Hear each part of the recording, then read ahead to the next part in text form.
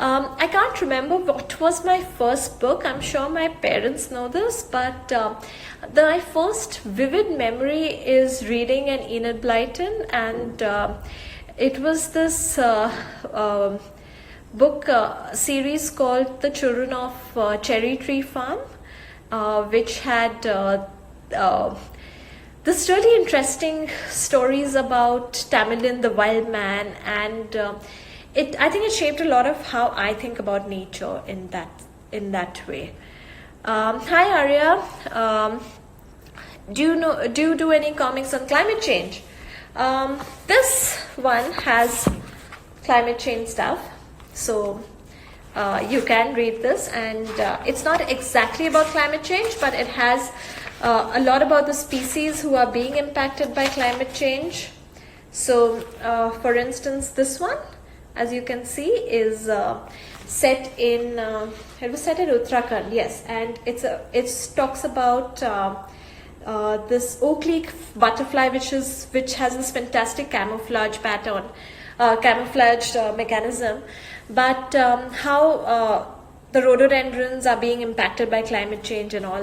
So you could try reading this one. I think it's great fun. Razala is asking, do you create imaginary friends through stories as a child? Yes, I actually had an imaginary dog.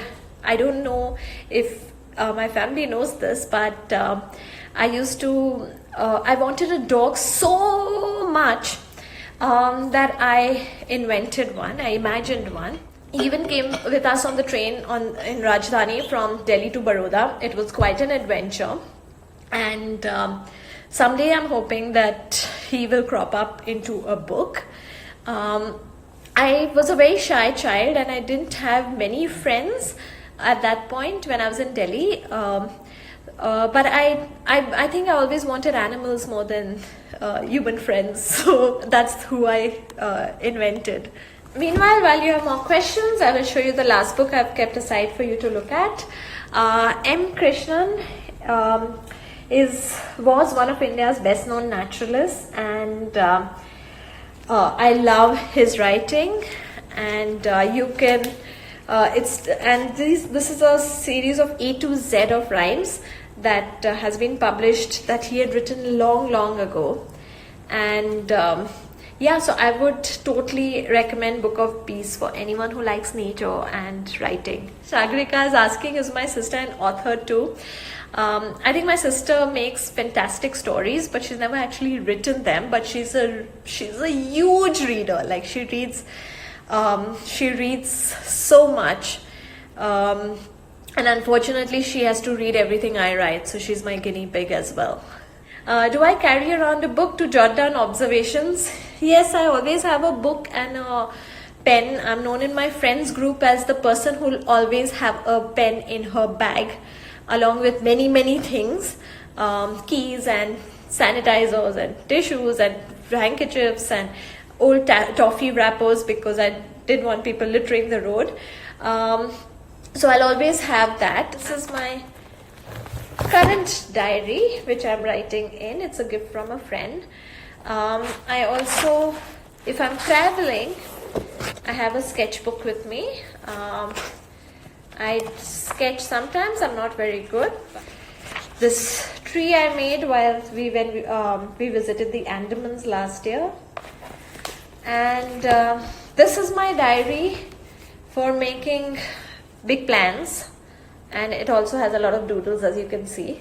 So yes, I always have one. And you know something, I'm going to say that we're in a very strange time right now, and I would say this is a great time to maintain a journal and record your observations of what is happening.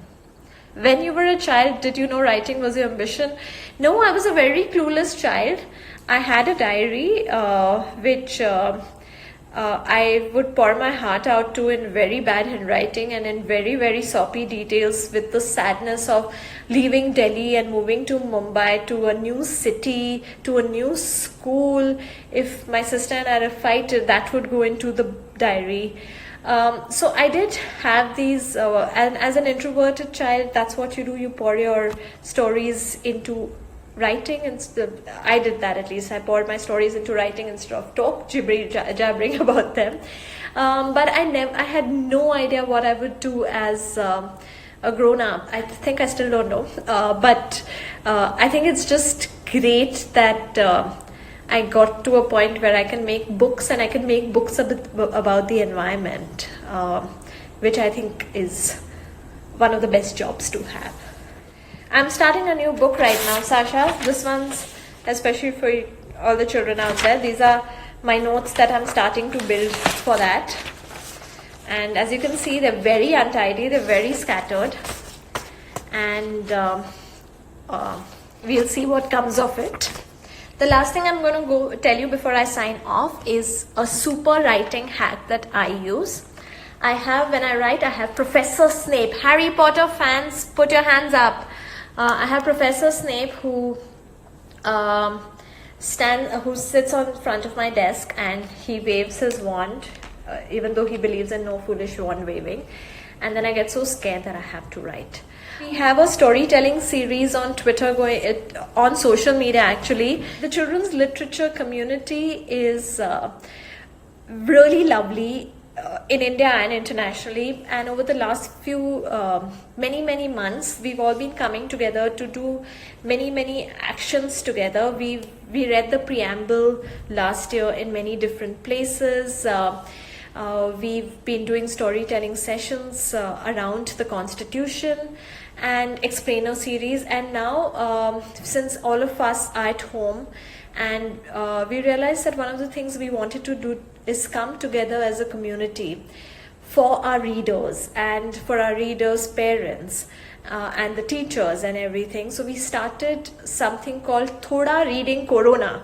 It's a hashtag which you can find on social media. The hashtag was dreamt up by one of our writers called Rupal. And every day, one children's book writer or illustrator puts up a reading on social media. And if you're a member of the Facebook group Reading Raccoons, it goes up there. If it's on Instagram, it goes up on BAM Books at BAM_books. And basically, you get to hear authors and illustrators, some of your favorite authors and illustrators, reading their books directly to you. Internationally, this is how it started, that Oliver Jeffers, Mac Barnett, Carson Ellis, some of our favorite people started reading their books or giving drawing prompts out. And we're doing this because we know that we're going through a hard time right now, but we strongly believe we're all in this together, and we will come out of it as better people who care about the environment, who care about the earth that we live in, who care about animals, who care about each other. Alright, so I'm going to sign off now, but thank you so much for being here, and thank you Team Hindu Weekend for having me, and stay safe, wash your hands often, and read lots, because now you have the time, and there are lots of lovely books out there. Bye.